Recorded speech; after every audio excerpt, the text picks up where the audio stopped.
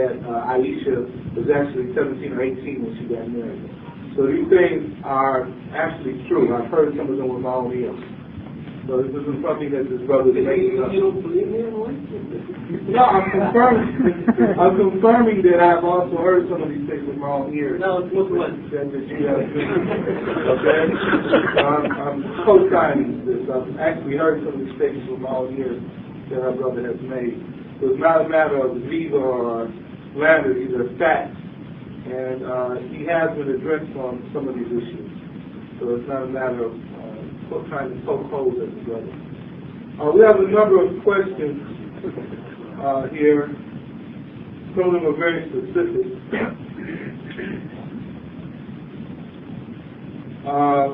The first question is concerning Wafdi Muhammad.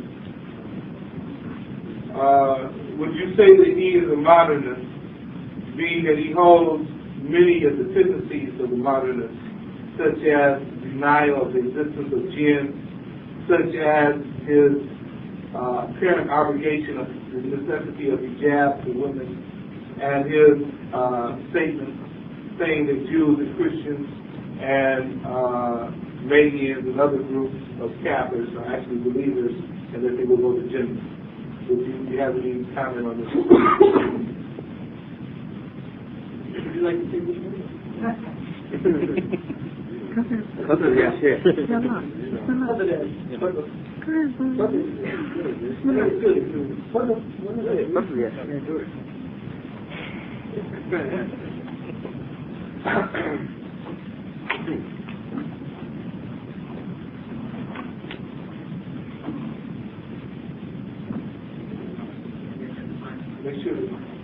Our brother Idris Palmer from Washington, D.C. is going to answer this question as he's more familiar with this particular group than anyone else on the stage right now. So he's going to answer that question.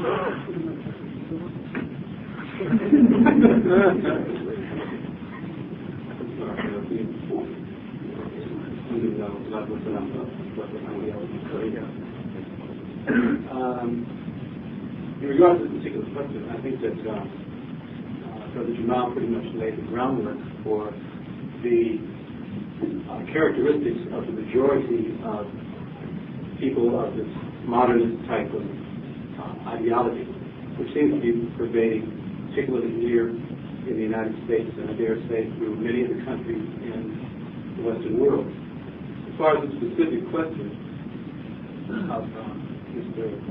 W. Muhammad, I think that it's fairly evident that he subscribes to a number of these principles which Brother Jamaluddin had mentioned, and many others which many people have either overlooked or possibly forgotten, or have even gone to the extent of making excuses for it, such as him stating that he was the manifestation of God, him stating, for example, that he was born of a virgin birth, stating, for example, that, or rather justifying that Muslim women can marry Kafir men, the total negation of the necessity of hijab for women, as well as a number of other factors. Particularly, for example, making tafsir of television shows and movies, and using, of course, a multiplicity of sources from mythology, astrology, numerology, and so forth, in order to justify these particular ideas. So this is basically a very, very brief summary of one. To give you a very classic example, and there was some years ago, I believe it was in 1977, where he gave a speech right here in Chicago, in which he stated that this particular society is such that if a person should have any kind of sympathy towards homosexuals, that even though you may not necessarily be a homosexual, or necessarily come out and speak, let's say, against it. The mere fact that you are sympathetic towards it makes you a homosexual. Just last year, on National Public Radio, he was on a nationally broadcasted interview in which the host of the show asked him, what is your position regarding homosexuality? And he stated, and we have a recording, in which he responded that his position would be that of any sober-minded Christian. So they asked him, can you give us a more direct answer? He said, what is your position regarding, would you accept an admitted homosexual into your community? He said, as the man, W.D. Muhammad, yes. He said, as the leader of the religion, no. So, according to his own criterion, which he stated in 1977, he said that if you are even sympathetic towards Christianity, it makes you a homosexual. So, doesn't that mean that he doesn't follow his own religion from his own statement? Or he might have changed it. I don't know exactly what it is to change. Jazakumullah khair. You couldn't stay up there in case anything else comes up. And questions about homosexuality will be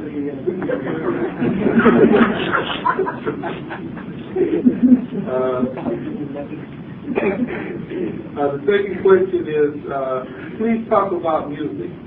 Today we have many new instruments that did not exist during the time of the Prophet Muhammad sallallahu alaihi wasallam. And then I have heard some speakers quote different hadiths to establish their position that music is actually halal, or many forms of music are actually halal or just a part of culture.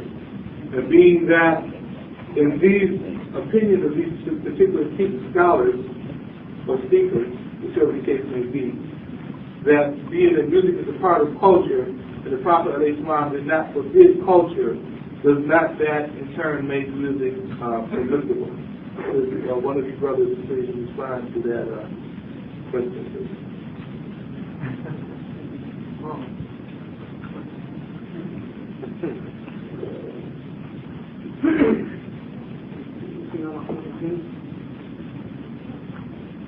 First of all, let me say that in the English language now we have a book. In every language there's quite a few good books that deal with this topic, but now we have a book by Brother Abu Bilal Mustafa al-Kennedy about the permissibility of music and singing. And I think if anyone really wants to know about this topic in detail, the Islamic ruling on music. If anyone really wants to know about this book in detail, it's not a very large book, but it deals from the level of this topic in quite a bit of detail. With respect to the question, most of the hadith actually that talk about music, most of the hadith are actually weak, fabricated, and unacceptable. But there are still some hadith that point out to the prohibition of music and the fact that there will be a time when people try to make musical instruments legal. And I think that almost answers the question directly. It almost is directly related to saying that it's a matter of culture, and now culture is changing, and now we have music. Just because of a change in culture, or moving from one culture to another, this hadith makes it very clear that music is forbidden for all times under any culture. Because he's saying that there will be a time in which people will try to make music halal. First of all, secondly, we have statements of Sahaba about the meaning of Lahu al-Hadith in the Quran, that it refers to music, and these are, as again, statements of Sahaba, and there's more than one statement of Sahaba on that point. That means the statement of Sahaba, none of the Sahaba disagree with what he said. It is, in essence, either considered a hujjah or it is considered very close to being a hujjah in matters of tafsir. Well, so the prohibition in the Quran of Lahu al-Hadith, as the Sahabi explained it, as applying to music, It's evidence that music is not permissible. Well, as I said, that book, if you really want a detailed discussion, I highly recommend that you read that book. There's a next question that's kind of interrelated. And in fact, this is interesting because there are some musical groups out now who are claiming to be Muslim.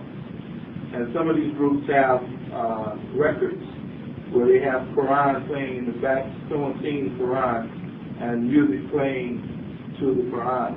And the question is this kufr? Is this action of kufr? Or is it haram, or what is the Islamic ruling on this particular foolishness? That's what I thought. Good answer. Good answer. Well, we all know where Brother Kamal is coming from. Whether or not this is haram, this is very clear. I hope there's no question in anybody's mind of such a thing with respect to the Quran. The music in general is haram. Obviously, putting the Quran to music or using the Quran as background for music and stuff like that is obviously haram. Now, if someone comes to the text on any issue and it is clear to them that something is forbidden from these texts, it is made clear to them and they accept that those texts are clear. But regardless of those texts, they still say that the matter is halal. This is a type of kufr. Now, in a matter like this, where there's a difference in ijtihad and so forth, we would not make necessarily takfir or say that someone necessarily is a kafir. But more importantly, is how Allah subhanahu wa ta'ala will deal with them on the day of judgment. If they know clearly that these texts are clear, but they still say, no, it is halal, and they make halal what Allah has made haram, or vice versa, this is the kind of kufr. So Allah subhanahu wa ta'ala will treat them knowing what they know and knowing their intention in what they do.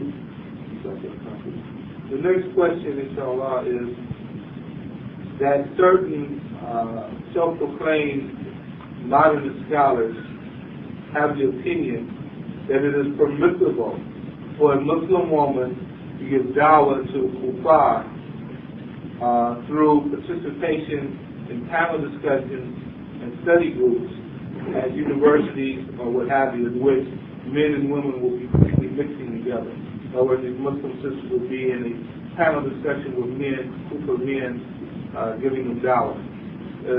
What is your position concerning this action, and what is the Islamic ruling concerning this matter?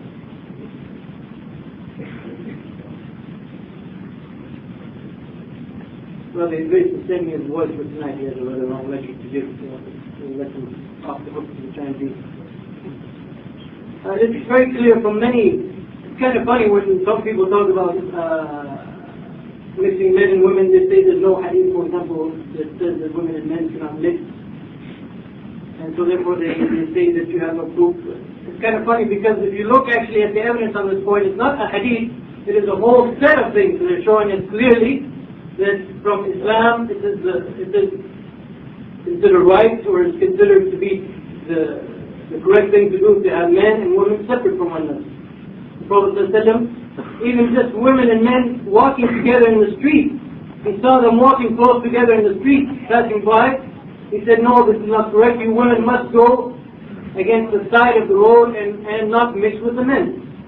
And they used to walk so closely to the wall that their garment was rubbing against the wall. So you can imagine that the Prophet ﷺ disapproved of them just walking close to each other in the street. What about sitting together, talking together, looking each other straight in the face and so on, in any kind of gathering? And the salat also, the Prophet ﷺ said that the worst position, the worst role for the women is the front one, which is closest to the men, and the best is the one in the rear. And the Prophet ﷺ said about one door in the mosque, of his mosque, he said this door should be left just for women. So even if in entering the mosque, the Prophet ﷺ doesn't want to have men and women entering the mosque through the same door, you can imagine what the Prophet ﷺ would have said about people sitting together, sitting closely together, being able to look at each other, being able to talk to each other and so on. So So the principle or the point about mixing between men and women in general is not allowed. While the general principle concerning da'wah, is that what is not allowed in general is not allowed for the sake of da'wah. That is the general principle. That is what is not allowed in general is not allowed for the sake of da'wah. That is the general principle. That might become a subject, but that is the general principle. And if you think about it, it makes sense. How is a woman, for example, going to be making da'wah to Islam and telling people we don't believe in men and women sitting together, and she's sitting with them telling them we don't believe in men and women sitting together? Well, either this woman doesn't really believe in her religion, or in her religion it doesn't really matter whether you practice what you preach or not. Whatever. Brother, something happens the other way around. I said, what about the other paragraph for man on a woman? For men, with respect to women, Yeah. also the principle is the same. That in general, what is forbidden in general is forbidden when making da'wah. But if there's no other means, for example, it's much easier for a man to be covering his awrah, to be talking to women, to be talking to groups of course not in private, than it is for women. And also in general, it is much more allowed for men to be going out than it is for women. So the only way that da'wah can reach some women, like I said, even in this setting right here, we are actually talking to the women as well as to the men. If that needs to be done, it is okay, it is permissible. But what is even better is to have women meet with women, Muslim sisters, and men meet with men. This is the best if it can be arranged. But in our society, in our situation, it is not always possible. In Fort Collins and their mosques, they try sometimes, they have public dinners and they invite people to come to the public dinners, and they try when they come to tell the men to go to where the men are and the women to go to where the women are. Sometimes the people get very upset with that. But the principle is that we do what is correct to the best of our ability under any circumstance. There are a couple of questions related to music and to some of the issues concerning Jamal Badawi and Warfi Muhammad. For the record, we're running out of time, so we're not going to get into those different questions. Brother Tawfiq from Philadelphia, I believe, has some books available for sale. I don't know if he has them with him on the matter of music. Okay, so if anybody wants to get some of these books on music, I believe brothers in Philadelphia have them. They can check with one of me or Brother Tawfiq about getting the books on music, and the book goes into great detail about this issue. So if someone wants follow-up information, they're welcome to purchase their books from the brothers and sisters or any other brothers that might have access to these books on music. Also concerning the matter of Jamal Badawi and the Modernist movement, 7 tapes that Brother Jamal did on this issue. Darul Mecca, which is in the soup here, has those 7 tapes. You can buy them for about $1.50 a piece. You can get for $2. I know it doesn't make that job. $1.75? Okay. So you can get those tapes for $1.75 a piece, and he has a lot of documentation on these issues, and you're welcome to get them and listen to them. There's another question here I want to squeeze in, that I once asked someone from the American Fiqh Association about polygamy, and he said that it was haram for an American Muslim to do it, and that even if that American Muslim brother goes to another country to do so, to marry a second wife, it is haram for him to do so because the American government does not recognize polygamy. Do you feel that this person from the Fiqh Committee is a modernist, first of all, and are you aware of the Islamic position in regards to the practice of polygamy in countries such as America that formally denies this right? That's one of your sites to answer that.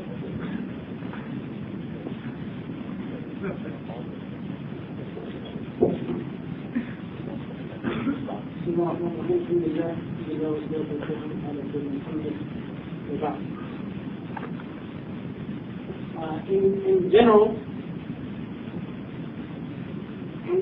if a Muslim, for example, like those who come from overseas to the United States, and he makes a pledge to a non-Muslim government that he will abide by their laws, if those laws do not go against the Sharia, then he can abide by those laws, as long as they do not go against the Sharia. Now, obviously, in a case like this, if you're talking about polygamy in the sense that he's going to record both marriages at City Hall, well, he shouldn't do that. Because this is polygamy, and he can be sent to prison. And so therefore the overriding harm of that thing will override the benefits. But that's not necessary for Islamic marriage to have the marriage done through the courts here. The important thing is that you're married in the sight of Allah subhanahu wa ta'ala. That is the important thing. You get married Islamically, in an Islamically correct way, you are married, regardless of what the courts here might consider you. So the courts here don't really care if a man has 3 or 4 or 5 or 6 girlfriends. Or maybe get 50. That's what the brother's saying. You must be really excited or something to get that information. So therefore, the marrying, therefore, basically what I'm trying to say is that for a Muslim to marry more than one here, there's ways that he can do it in such a way that the law here will not touch him. And so therefore there's nothing wrong with it. Another question. Could one of the speakers please comment on the practice of Kwanzaa? I think all of us have heard of Kwanzaa and probably know what it is. Could somebody speak on this? Is it halal or haram or good or what's the status of Kwanzaa regarding Muslims?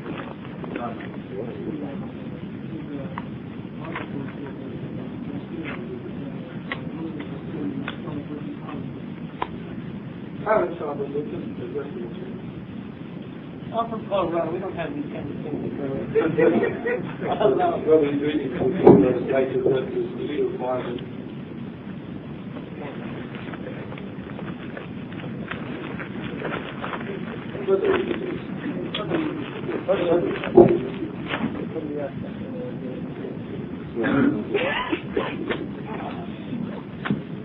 In respect of Kwanzaa itself, I can only really speak about just some of the origins of it, due to the fact that we had a brother who was scheduled to be here for this conference, but due to in fact, he had an operation, he wasn't able to make it. But he's actually done, I'm speaking about Brother who has actually done a great deal of research into the celebration of Kwanzaa, so much so that there were a number of black nationalists who, after he came out with his research, who were actually looking to kill him due to the fact that he went into showing, for example, how many of the origins of Kwanzaa were basically thought up by this professor at the University of California named Ron Karenga, who in the late 60s was a very well-known and popular black nationalist,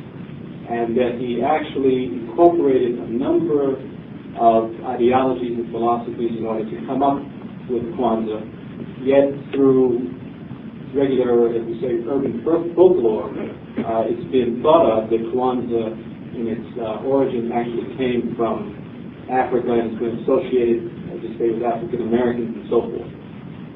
But Brother Jamaluddin, as a matter of fact, has pretty much synthesized a number of or I should say, the general rulings regarding the celebration of the festivals of the non-Muslims by the Muslims, in which some of the eminent scholars of Islam, such as Ibn Qayyim al-Jawziyah and Shaykh al-Islam Ibn Taymiyyah, who have shown that to do such is, in essence, following in the ways of the unbelievers, through which the Prophet ﷺ has categorically forbidden the Muslims to participate in. So just in respect of the origin of this particular celebration, irrespective of the fact of whether it is something which has some sort of traditional origin or whether it was the concoction of a mind.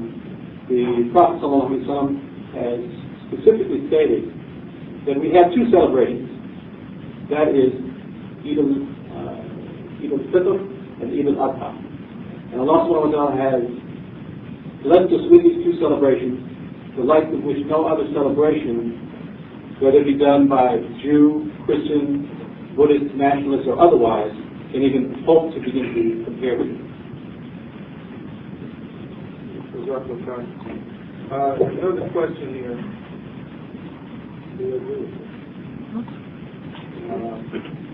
Okay.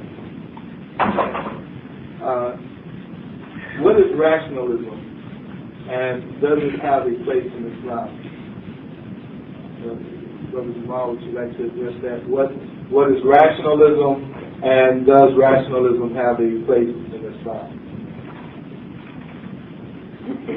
Rationalism has a philosophical school of thought, or the rationalist school of thought.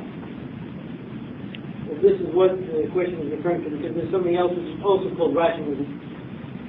As a philosophical school of thought, is basically the idea that the human mind, the intellect, the aql, has the ability to judge everything. So therefore, whatever is acceptable to the aql, to the rational mind, must be true, and whatever is rejected by the rational mind is false.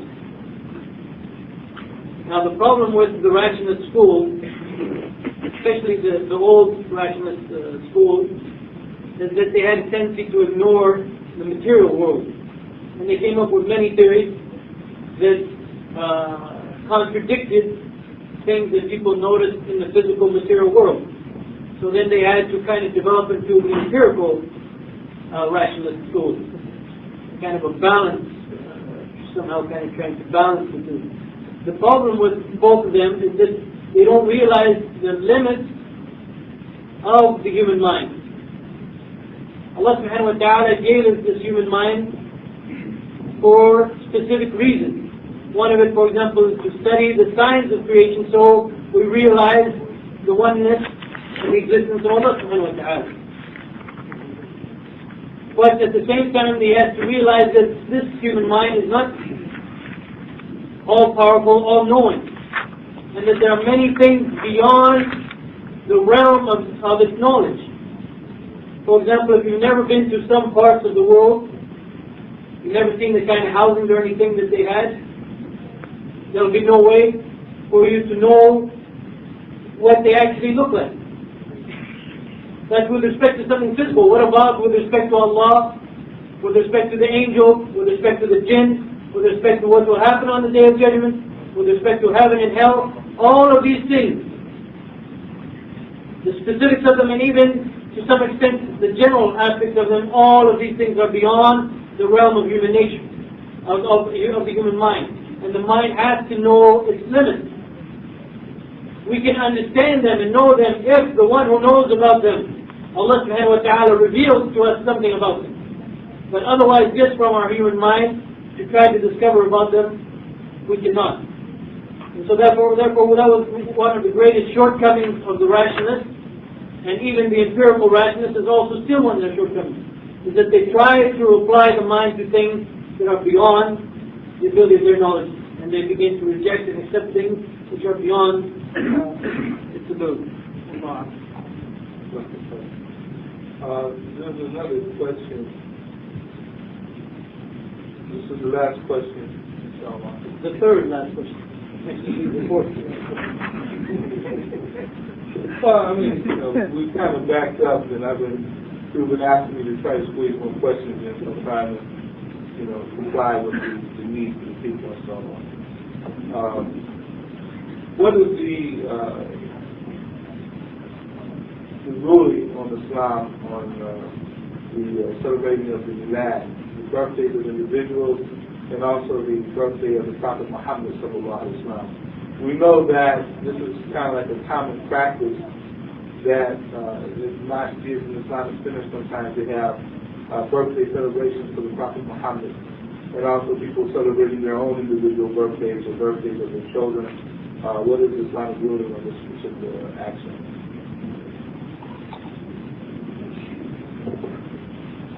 Kamal, would you like to take this one?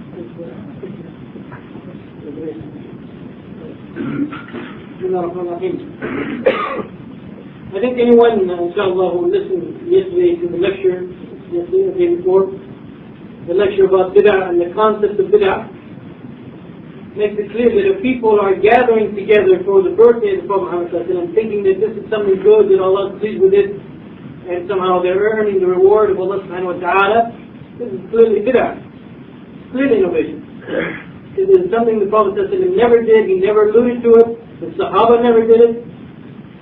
And so therefore they are saying that this is an action that is pleasing to Allah subhanahu wa ta'ala, which has no source in the Quran and Sunnah, which, as we discussed, that is basically the essence of bid'ah. They're saying that this action is good, the Prophet maybe didn't think about it, Allah didn't tell him to do it, but we know it's good, and we know it's pleasing to Allah, and we're going to do it.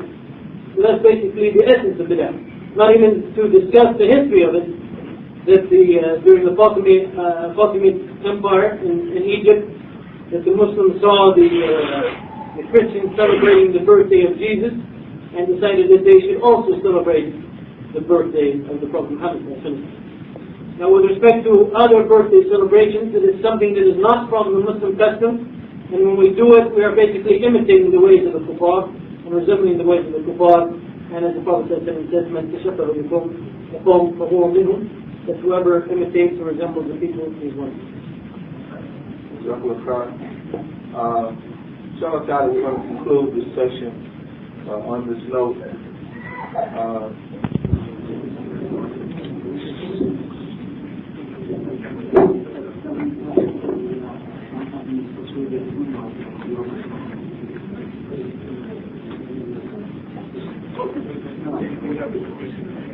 وعلى آله وصحبه أجمعين.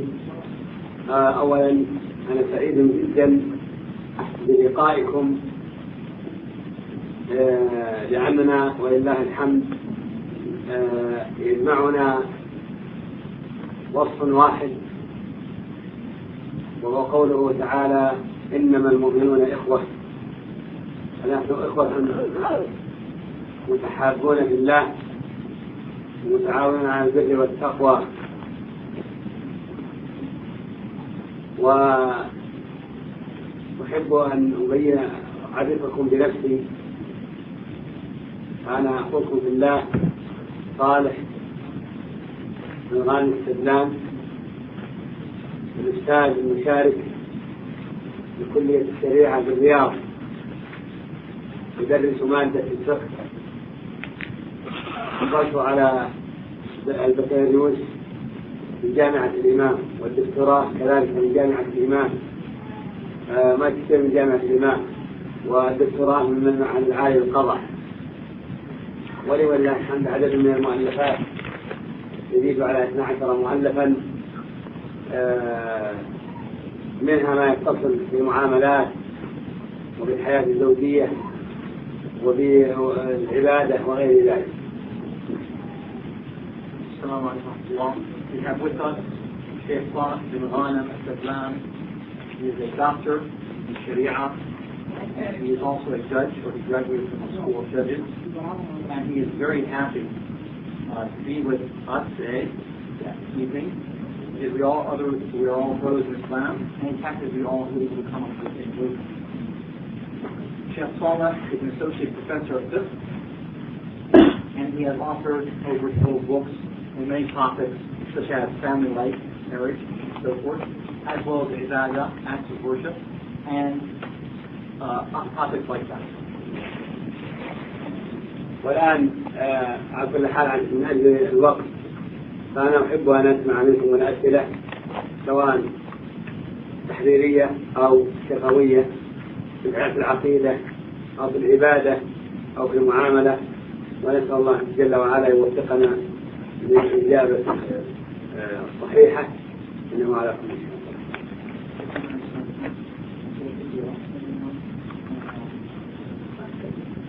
So now these questions were apparently in other lectures, and these are specifically in regards to Aqidah, Iman, and Tawheed. and acts of worship. The first question is it permissible under any circumstance to bow and make sajda to other than Allah, for example, to a kung fu or karate expert? أن يجوز بأي حال من الأحوال أن أركع أو تسجد لغير الله، خصوصا بمجرد الركعتين باحترام من احترام للإمام، فيركع ليس الركوع بسجود وضعه مستويا ولكن ما أجمع رأسه. بسم الله الرحمن الرحيم. إن الركوع والسجود نوع من أنواع العبادة. في الحديث التشهد التحيات لله والصلوات والطيبات، ومعنى التحيات يعني في جميع التعظيمات لله سبحانه وتعالى. والركوع كان جائزا والسجود كان جائزا لمن كان قبلنا، فالملائكة سجدوا لآدم، ولكن سجودهم لآدم هو سجود لله لأن الله هو الذي أمرهم.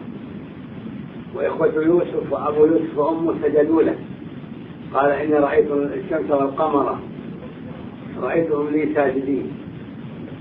فلما بلغ يوسف وقصة يوسف كاملة حتى وصل إلى الحكم، وبعد 40 عاما استدعى والديه في مقر الحكم الذي هو فيه في مصر، قال الله جل وعلا لما دخلوا عليه ولما دخلوا على يوسف آوى إليه أبويه فقال ادخلوا مصر إن شاء الله آمنين، ورفع أبويه على العرش وخروا له سجدا.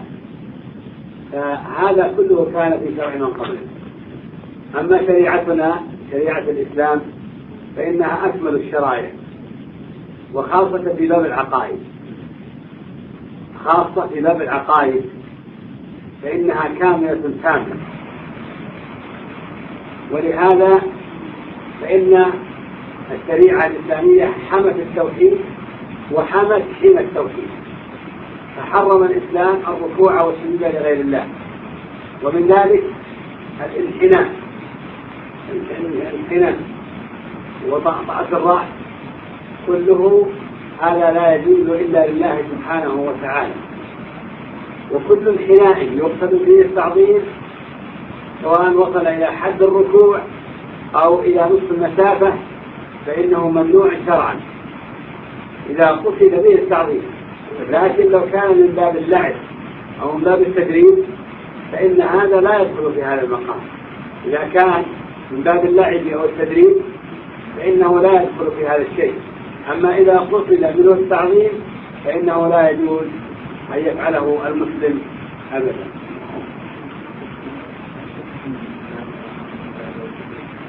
لا الواحد ما يلعبون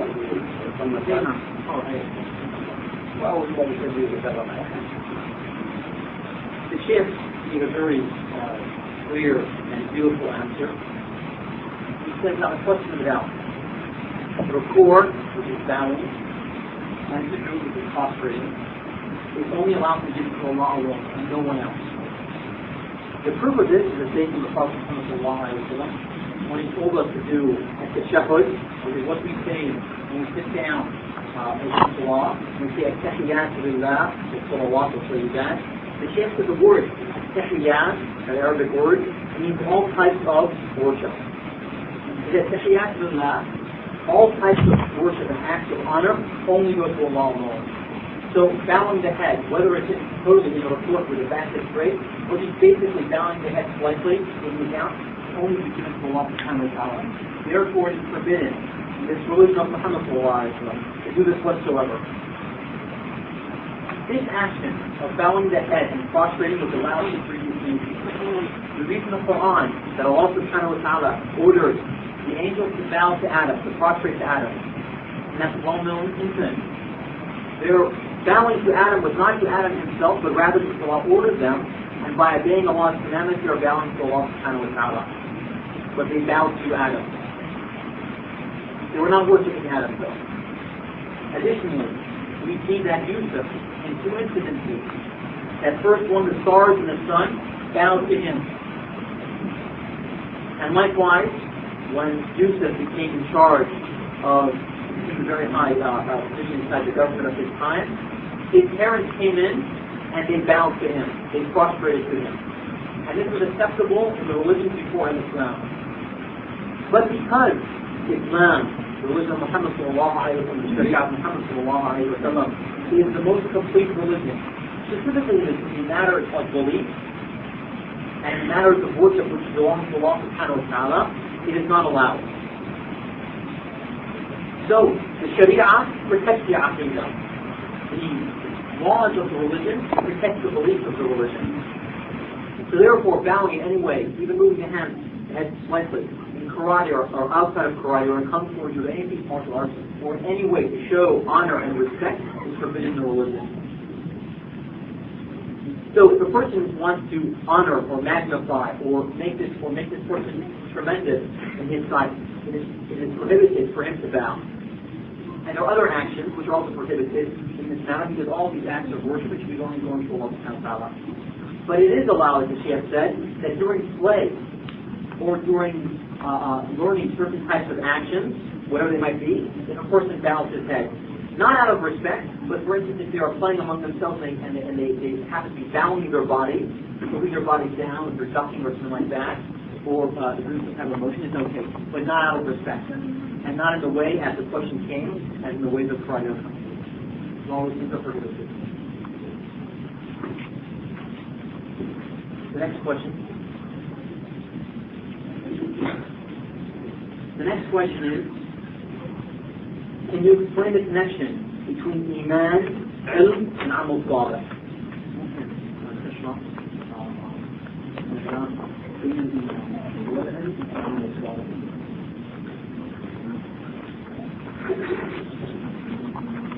الإيمان والعلم والعمل الصالح،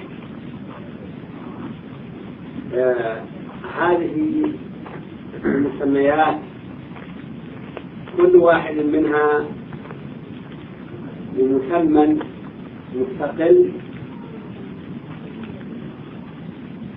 له علاقة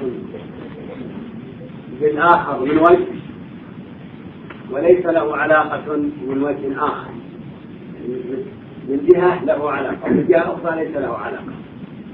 فأما الإيمان فهو الاعتقاد الذي يستقر بالقلب، كالإيمان بوجود الله وملائكته وكتبه ورسله واليوم الآخر، والإيمان بالقضاء والقدر، والإيمان بما جاءت به الرسل إلى آخره.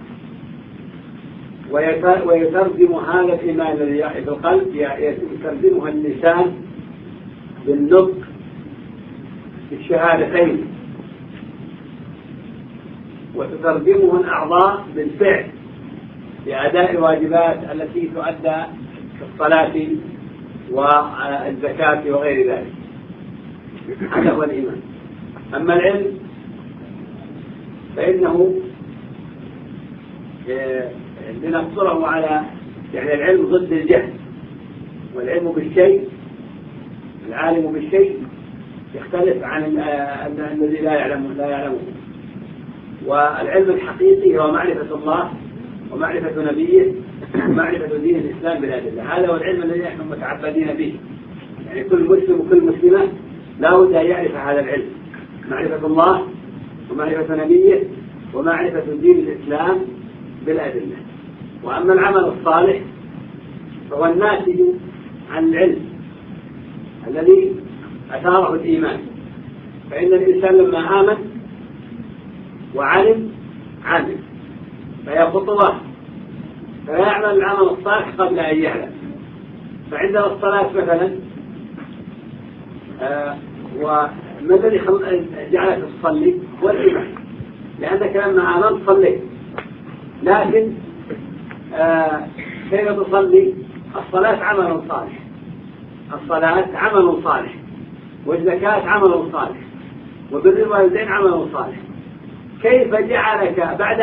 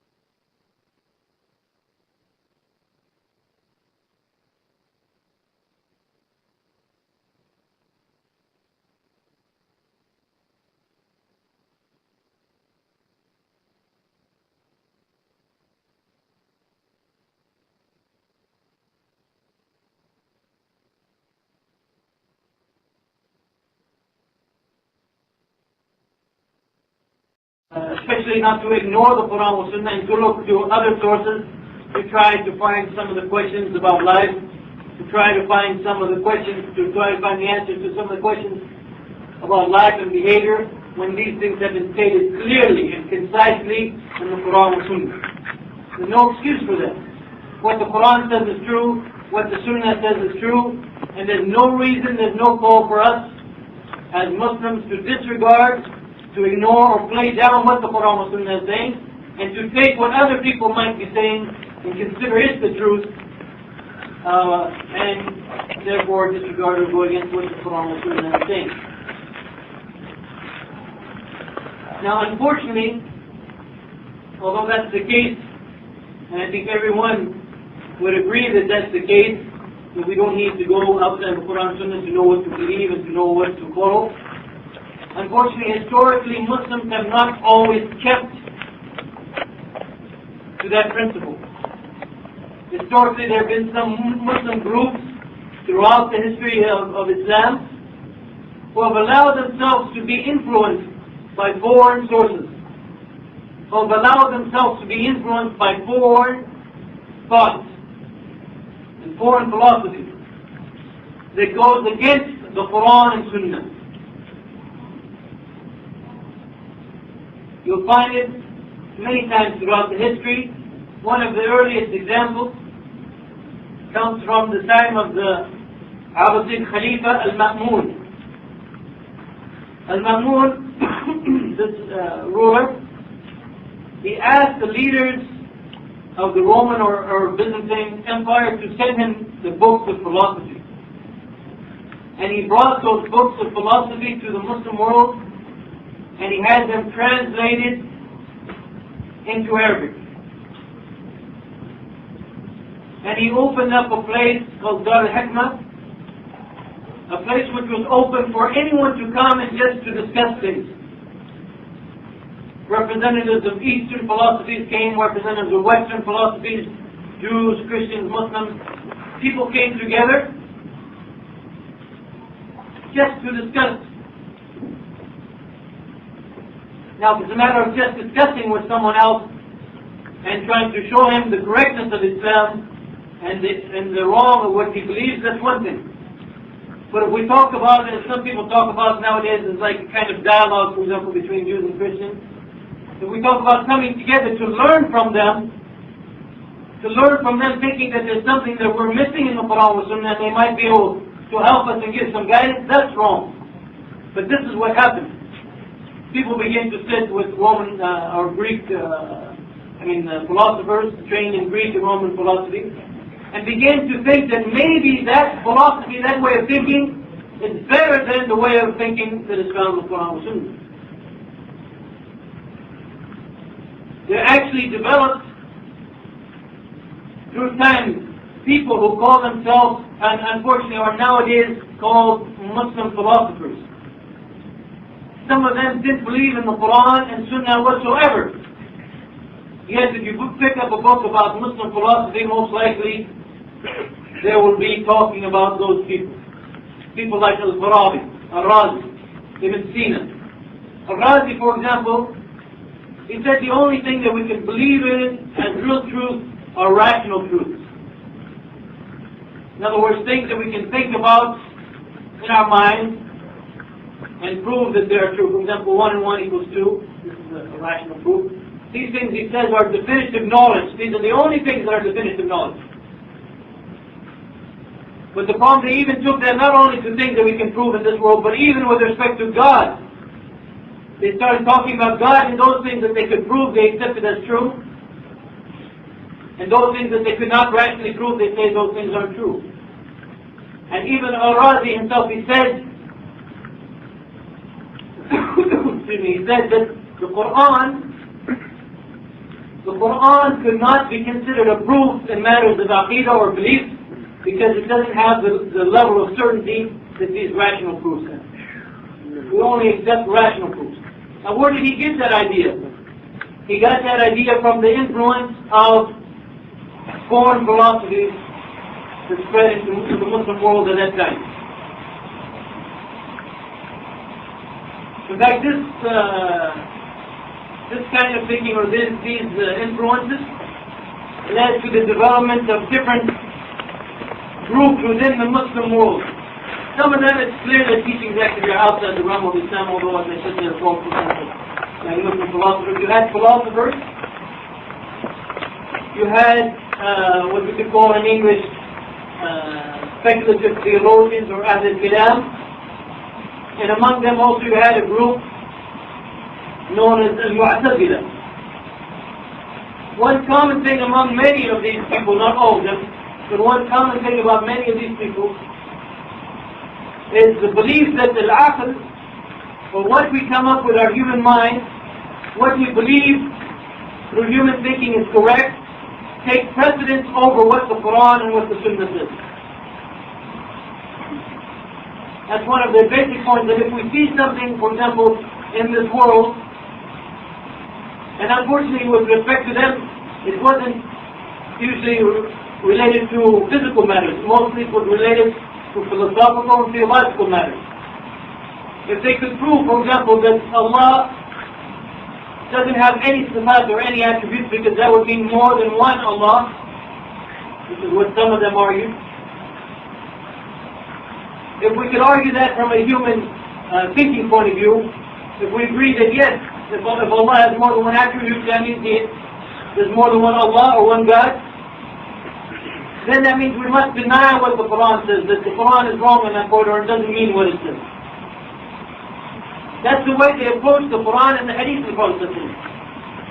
That what their rational thinking led them to believe is correct, and so therefore if the Quran or Sunnah contradicts anything that they come to conclude from their rational thinking, then they either neglected the Quran or they would try to make some interpretation of the Quran which is consistent with their way of thinking. Now again, I must stress the fact that they were not just talking about physical things that we see in this world, but they were talking about philosophy and theology, things that the human mind cannot prove whatsoever, because they're talking about matters that are beyond the realm of the human mind.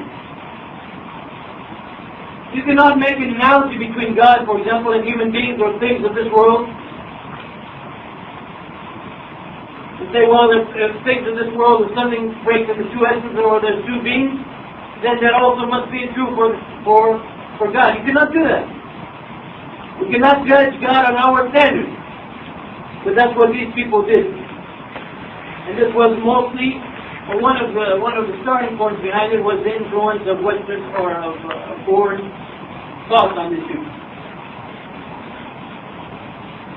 This group, known as the Mu'tazila and the other groups of philosophers and Ahl al-Kalam, they've been existing, you can almost say.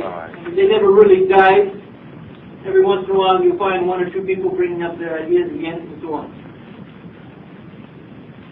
But if we want to really understand the development and some of the beginning principles of the modernist school in Islam, we not only look at that history, which is somewhat related to the modernist school, but also we can see the development of modernism among the Christians and Jews in Europe.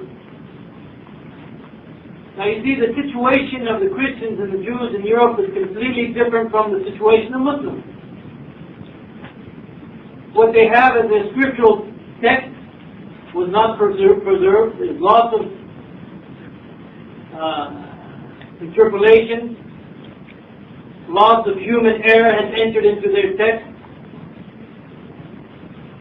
And this is of course not the case with the Quran. So it came to the point in Europe, to make things, as Kamal can tell you, this is a summary of a 7-tape series, so to make things rather quick. It came to the point basically in Europe that what the people were noticing as reality, now I'm talking about physical things that they were seeing in front of them, were being denied by the church. The church is saying one thing is true, whether we're talking about the earth being flat or whatever, and the scientists and the people are seeing that in front of them, that's not true. So what happened is that, for example, one of the philosophers, Kant, he tried to save religion by saying you cannot make a comparison between religious matters and what happens in this world. In other words, he saw that the things that they're seeing in this world are not consistent with what the church teaches. So it says the church is or the religion is in a different realm and the world is in a different realm. Of course, basically he had a belief in God and he thought he's defending religion, but of course actually he's killing religion. In other words, saying religion has nothing to do with life, it's somewhere off in some other, maybe some personal part of your life. But scientists, or people who saw these contradictions, they had some very difficult choices.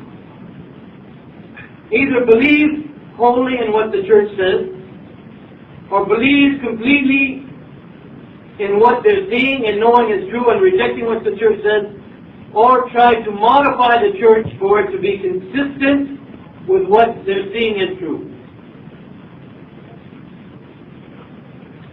The third choice is what led to the development of the modernist school in Christianity and Judaism. Their basic point, their basic argument is that truths,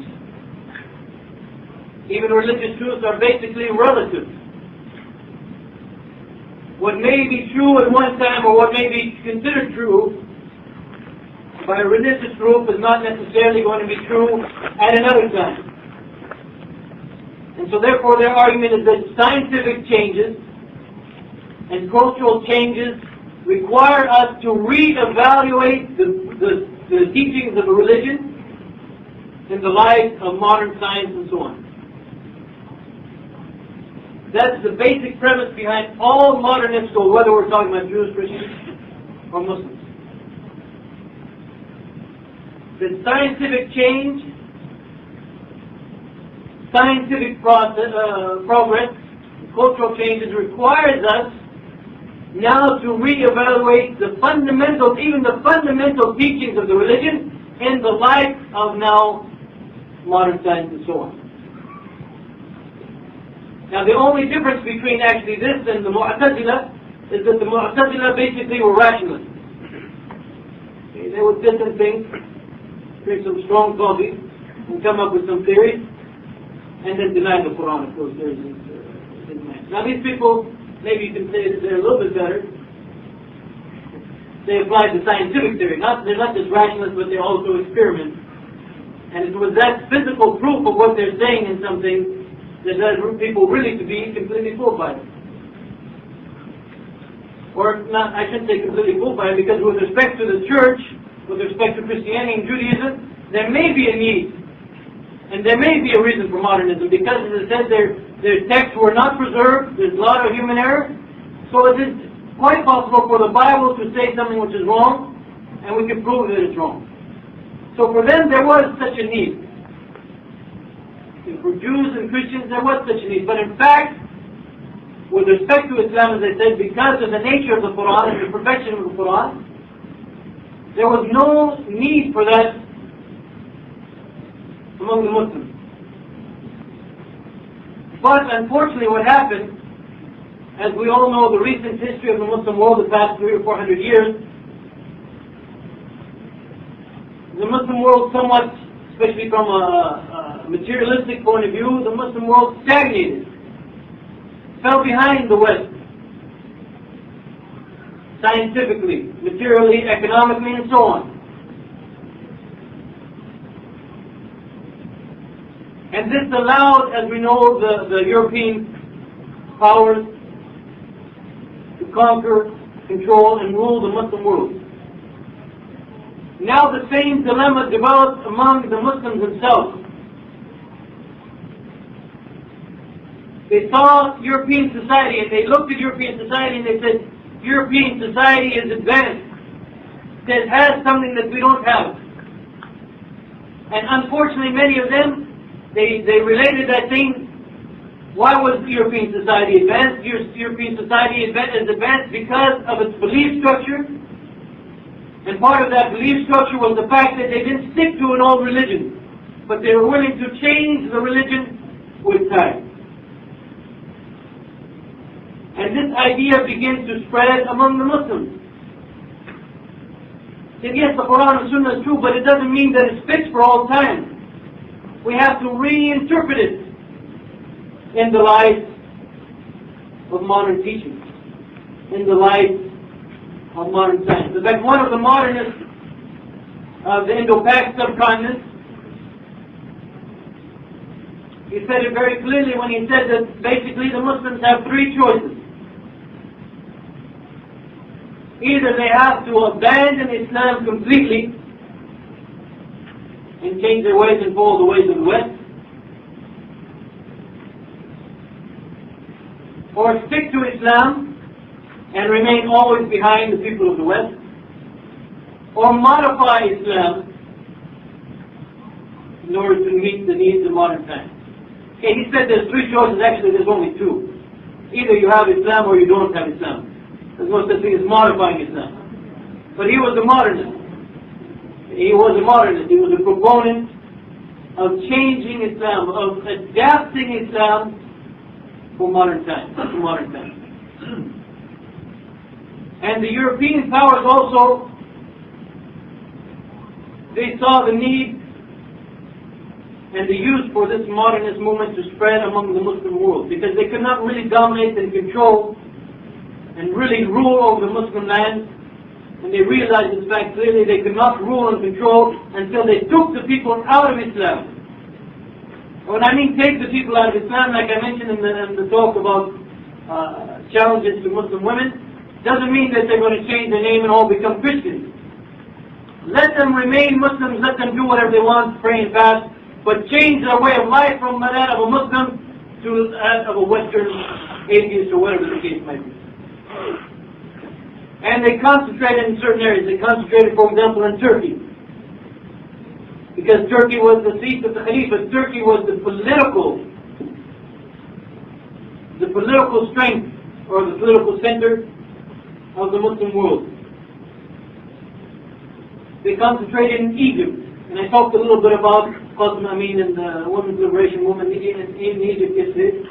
They concentrated in Egypt because Egypt was the seat or the home to Al-Azhar, which was the intellectual center of the Muslim world at that time. And they concentrated on the Indo-Pak subcontinent, because the Indo-Pak subcontinent was a very strategic, rich land for them and a very important colony. And there were numerous times facing problems, uprisings, mutinies from the Muslims in the Indo-Pak subcontinent. And they realized that they could not live with that situation. They would have to change the people somehow, some way, to allow them to accept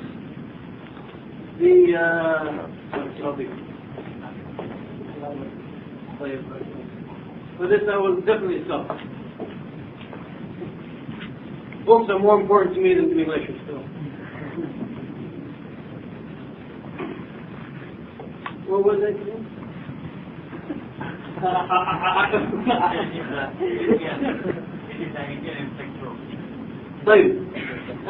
India, what was I going to say next? India was a very important colony, a rich area for them, and they had these mutinies, they had these problems. They realized that they had to do something about the Muslims in that land, that they couldn't exist with that situation. And they began to support and spread those people who had this modernist type thinking. Now, I'm just going to give one example. We could give examples from Turkey and from Egypt and so on, but let me just give an example from India, because we want to get to modern times and their influence today. One of the people that they supported the most was Sir Syed Ahmed Khan. So Syed Ahmed Khan, after the Muslim Mutiny in 1857, he concluded that the salvation of the Muslims depended completely and totally upon cooperating and befriending the British and adopting their culture. And in fact, he said that the Muslims would not be civilized until they leave their culture and adopt English culture.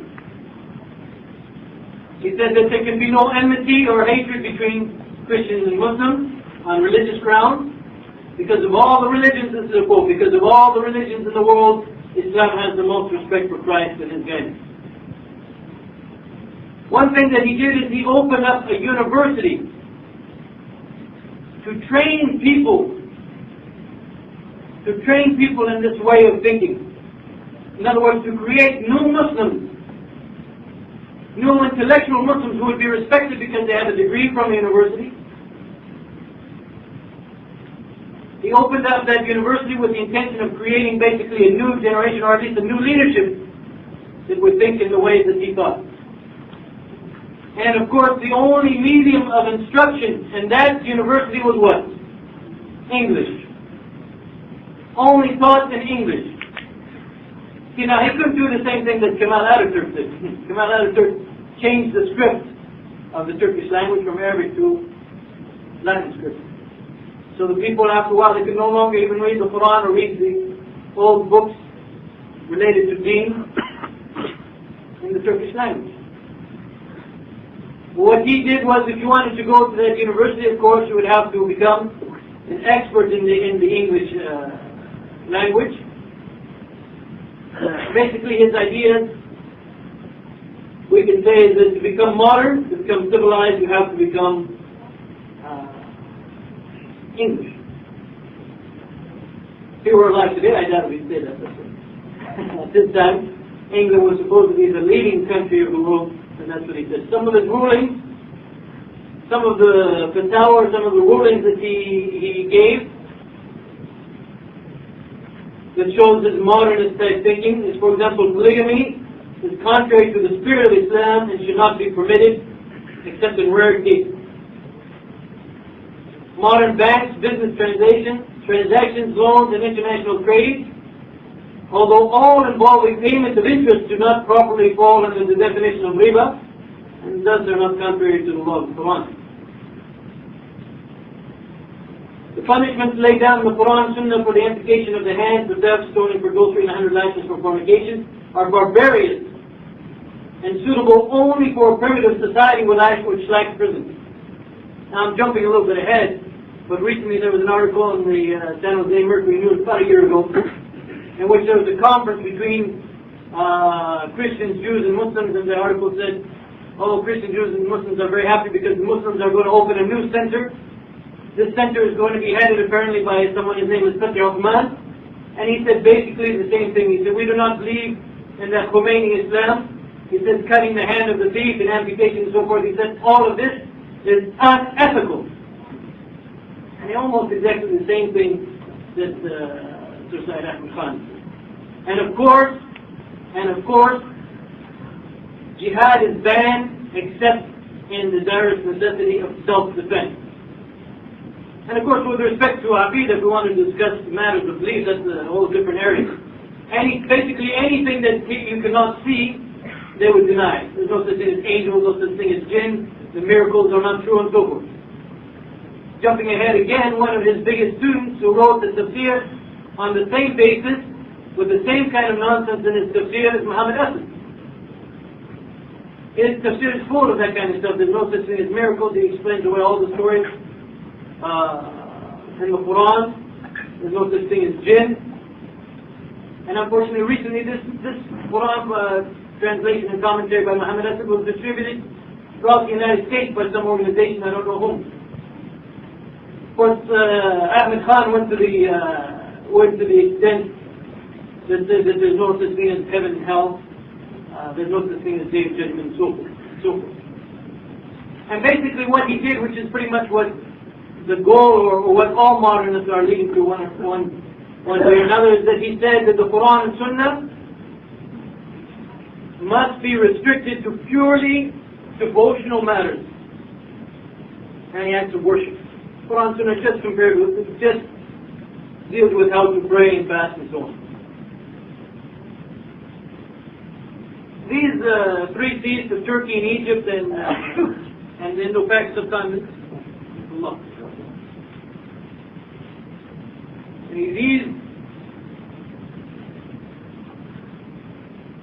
The early leaders and so on, they had students, and these students had students, and they continued, and they began to have some influence in those areas. In each one of those areas they had some influence, because there's no question that there was definitely something wrong with the Muslims at that time. I mean, there were Muslim reformers not modernists, there were Muslim reformers that were saying the same thing. Jamal al-Din al-Qasmi, by example. Jamal al-Din al-Qasmi was one of those reformers in Syria who said that there is definitely something wrong with the Muslim world. But the thing that is wrong with the Muslim world is not that there's something wrong with Islam, as these people are saying that we have to adopt Islam. The thing that is wrong is that we as Muslims are not applying Islam correctly. So these reformers, they knew there's something wrong and they knew what the solution was. And alhamdulillah, they also had their influence. And it wasn't just the modernists, and the modernists have their own influence and no one else had any influence. Alhamdulillah, both of them had influence. Not alhamdulillah, both of them had influence. Alhamdulillah, the good reformers also had their influence. And in fact, till now in the Muslim world, there's still, if we want to go to the Arabic part, or the Muslim part of the world, or even here where we're a minority, there's still these factions of modernists throughout the Muslim world, but in particular in the United States, they are perhaps more dangerous. They are more dangerous for a number of reasons, but probably the most important reason what makes them so dangerous here is that we do not have those scholars who have the ability to refute it. We do not have 1,400 years of literature by scholars that talk about some of their points and refute them even before they even existed. We don't have that access to all that Arabic literature. In English, we don't have much. So they are dangerous here, and to some extent, they are even being more successful here in this country than there are in other parts of the world. There's organizations, there's magazines being produced, as I alluded to yesterday, that is promoting this kind of modern version of Islam. In many conferences, even if the conference is sponsored by a group that perhaps isn't, you cannot say it's a completely modernist group, some of their speakers they invite will be modernist. Here comes one now.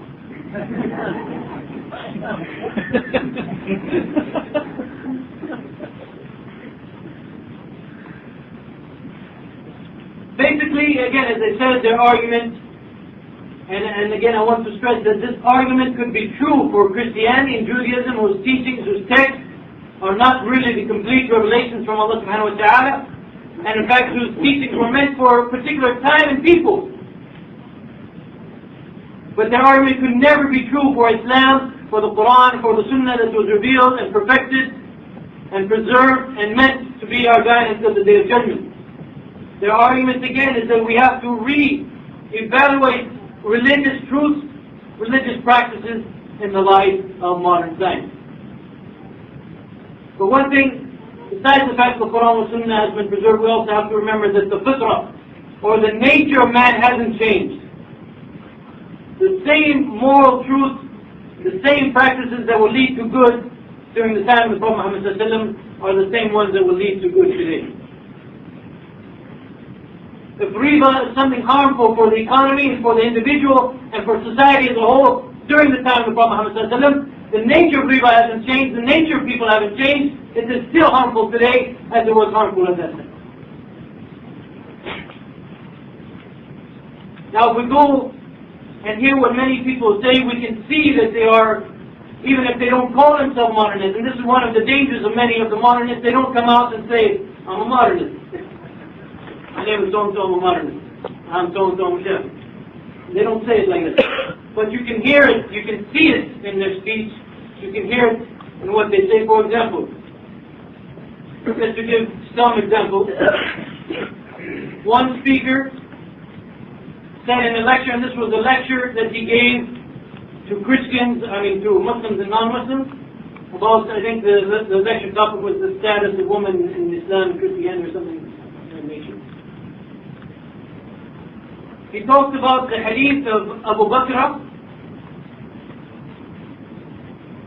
Abu Bakr, who narrated that the Prophet Muhammad ﷺ said that that a people will never prosper as long as their leadership is in the hands of a woman. And it's been agreed upon throughout the years that it's not proper for a woman, or it's not allowed for a woman to be the head of state. And these examples I'm going to give, basically they are giving you the way the modernists think, the way the modernists treat the Quran and Sunnah that has been brought for our guidance until the day of judgment. This person in his speech said, first of all, the narrator of this hadith, Abu Bakr. I don't know how many of you know Abu Bakr, one of the companions of the Prophet ﷺ. And this is, by the way, one of their characteristics in their methodology. They lie, or they distort truth. One or the other. I mean, you cannot say it any other way. He said, according to the scholars of hadith, Abu Bakr is not an acceptable narrator. Can I have about 15 books of Isma Rijal, of what the Muhaddithin say about different narrators?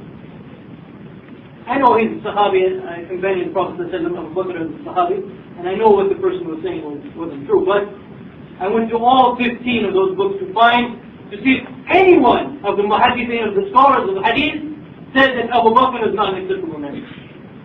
None. So then he goes on, and he says, although this hadith is in Sahih Bukhari, which is usually a reliable source of hadith, what were his words exactly? He said, we can see that this hadith is not true. The Prophet did not say it. What's his proof? He said it's not true because if we look at the world today, and we look at people like Golda Meir, Indira Gandhi, Margaret Thatcher, we see that people can prosper if there's a woman ruler. So that means that this hadith could not be true. The Prophet could have said it if it contradicts reality. Regardless of what we think, for example, England under Margaret Thatcher, whether they had the concept of falah or prosperity in the Islamic sense is not an increase in GNP or a decrease in unemployment, but the concept of falah is an all-encompassing concept which includes both this dunya and the hereafter. The Prophet ﷺ said that a people will not have falah if their leadership is in the hands of a woman. If alcoholism is going up, suicide is going up, rape is going up, homosexuality is going up, whatever, can you say that these countries are having falah? But this is their way, their approach to the Quran and Sunnah. They look from their very limited mind and judge the Quran and judge the Sunnah and judge the Hadith of the Prophet ﷺ in the light of their limited knowledge, as if they're God. And to be frank, it's as if they're God. They know everything. Oh no, these people have falah, so this hadith must be true. Still, I would say that that person, or that statement was a little bit better than another statement. A leader of a Muslim movement or Muslim group in the Muslim world who said about another hadith of the Prophet ﷺ. There's a hadith of the Prophet ﷺ, actually it's been proven scientifically. In England, this hadith was proven scientifically, but that's beside the point. Who cares whether it's proven scientifically or not? We know the Prophet ﷺ said it, we know that it is true. About the hadith of the Prophet ﷺ, in which if a fly enters your drink, you should put it in completely because the one side of the fly has the poison, the other side has not the anecdote, the cure, the antidote, I guess. Antidote? I knew anecdote was it. He said about this hadith, he said, I prefer to believe a kafir doctor than the Prophet Muhammad when it comes. And this person is, as I said, he is considered a leader of a Muslim movement. Going back to the first person, another lecture that he gave in a conference in Stanford University, and unfortunately it was an Islam summer conference. He made the following statement. Again, shows you how the modernists, or those that are influenced by the modernists, can look to the Quran and look to the Sunnah of the Prophet. He said in this lecture, he gave a long lecture about, actually, I may make this comment. The one who organized the lecture was very clear about what I was supposed to speak about and what he was supposed to speak about. Well, he spoke about what both me and him were supposed to speak about, but that's I hate that one.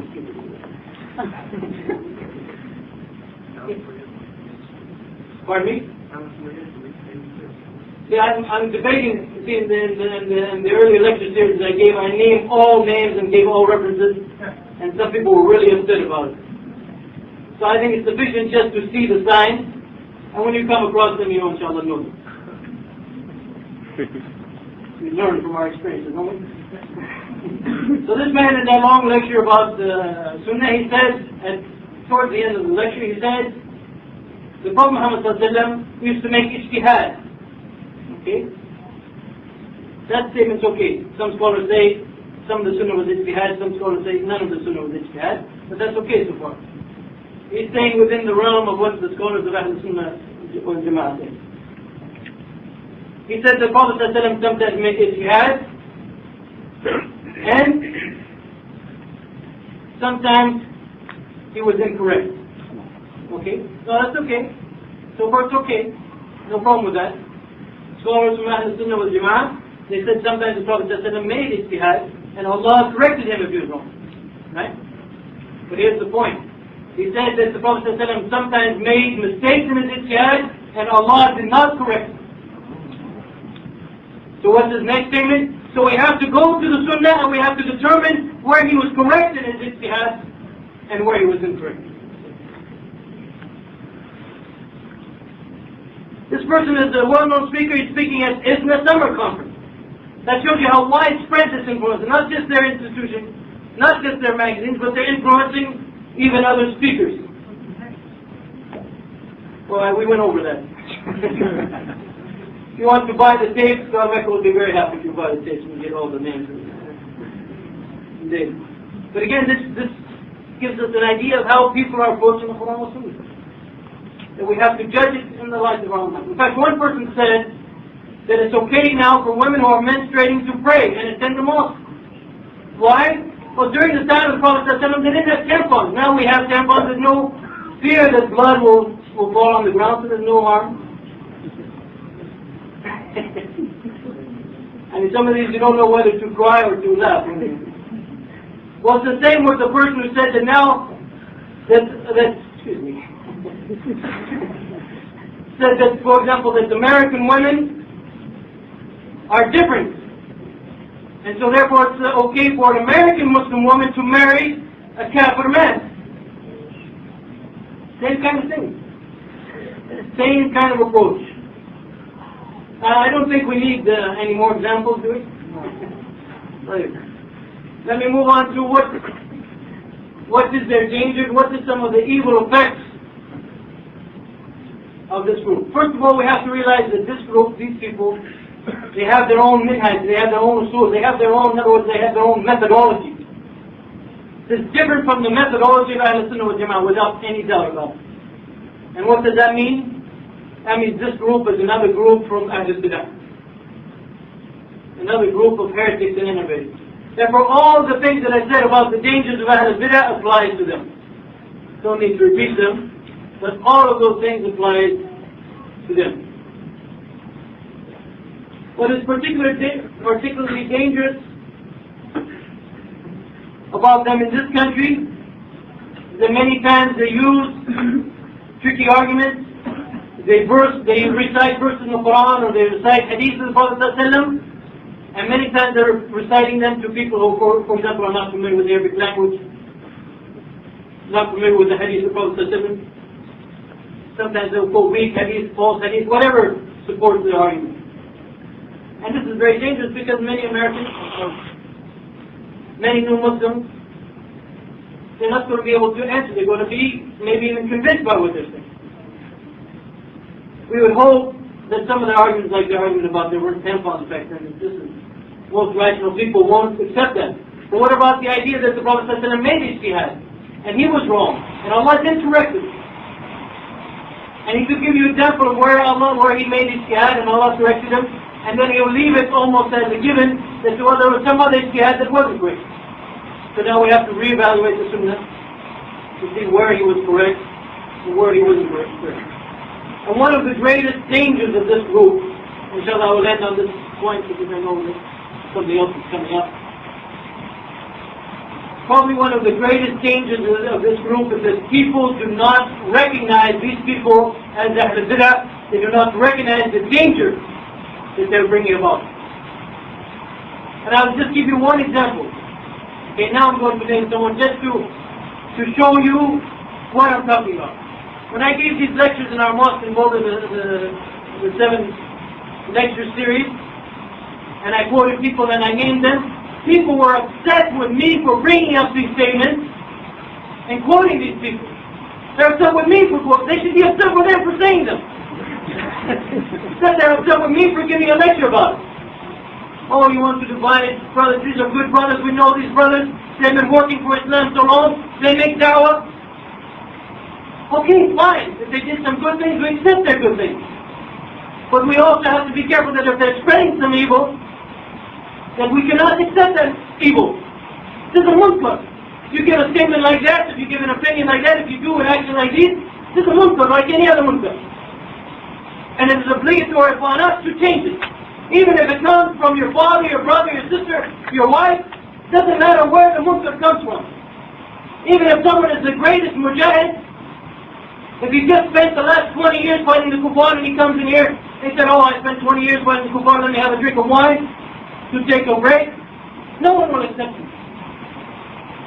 But instead, if he makes statements like this, which is just as much fiqh, and sometimes more kufr than taking alcohol, people will defend him.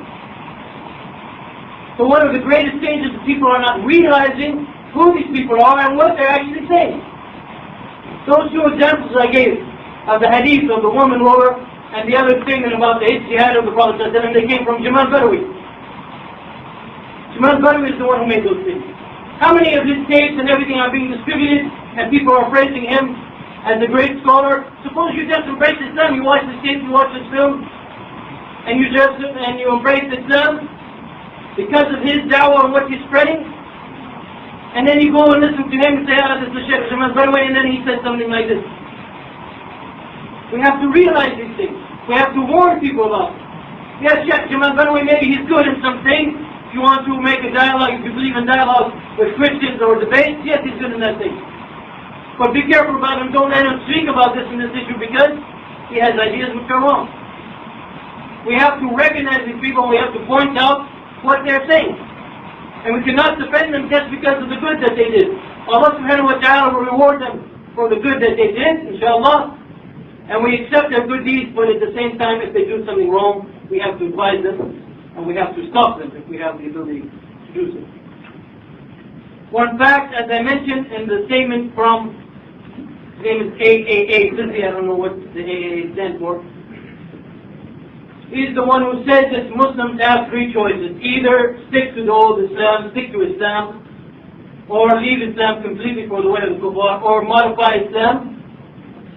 In fact, what he said there is really showing us what the modernists are all about. They are actually taking people out of Islam. If you're a Muslim but your way of thinking is completely modernist, you accept some of the Quran, you reject some of the Quran, you accept some of the Sunnah, you reject some of the Sunnah. تكفرون ببعض الكتاب وتؤمنون ببعض الكتاب وتكفرون ببعض. This is kufr. You can't accept part of the Quran, leave part of the Quran, accept some of the Sunnah, leave some of the Sunnah. They are literally taking people out of Islam in their beliefs and in their actions. And this is the greatest danger of this group. Maybe some of the steps, maybe some of the things that they do is not kufr, but if people continue in this way with that way of thinking, actually they are taking them out of Islam. What's very important for us, again, I must stress that it's very important for us to realize what this movement is, how they're making their dawah, what kind of arguments that they're making, so that inshallah the Muslims of America, our brothers and sisters, will not be fooled by this movement that has become so strong.